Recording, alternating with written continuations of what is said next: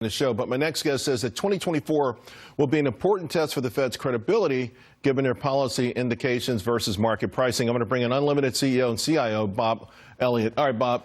So first, how surprised were you at Jay Powell's confidence that he was exuding? I mean, obviously the markets like it, but a lot of people were caught flat-footed. Well, I think mission accomplished and all the connotation that comes with it was a bit of an extreme positioning by the Fed in this particular move in the couple of speeches beforehand. And I think they're recognizing that maybe that was going a bit too far as they came out over the course of the last couple of days, day after day, trying to walk that back and say, hey, look, we still have quite a ways to go in terms of really beating inflation. Is it possible Powell went off script during the Q&A thing, got caught up in the moment, so to speak? I mean, listen, it's a pretty, he's in the spotlight. I know he's got his folder. I didn't see him refer to the folder as often as before. Maybe he just started feeling himself a little bit. Yeah, well, I think they want. They've been criticized so much over the last 2 years, and with good reason.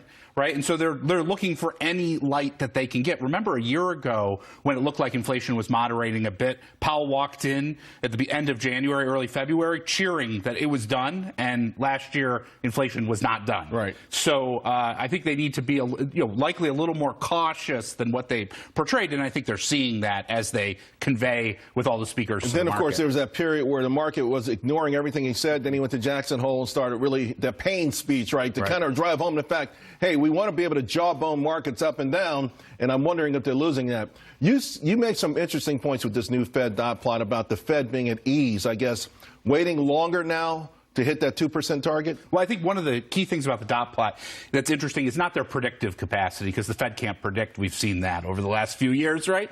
Is thinking about what their reaction function is. And I think the thing that's so interesting is that they're saying inflation will be above 2% for the next couple of years before they bring it down. And so they're comfortable with elevated inflation. Now, think about that. If inflation doesn't get to 2% till 2025 or 26, that's 5 years over target. And all of America's paying for that. Right. So what happened then? Higher for longer. Now there's 3 cuts next year.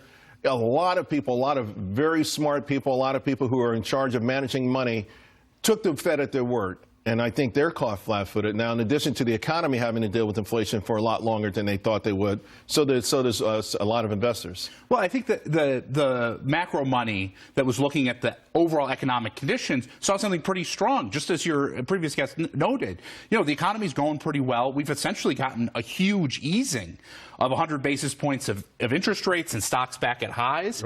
And yet what we're seeing is that the market's expecting 160 basis points of interest rate cuts in the next year, and that seems unlikely when we've got growth above, potential, unemployment at secular lows, and we've gotten a big boom.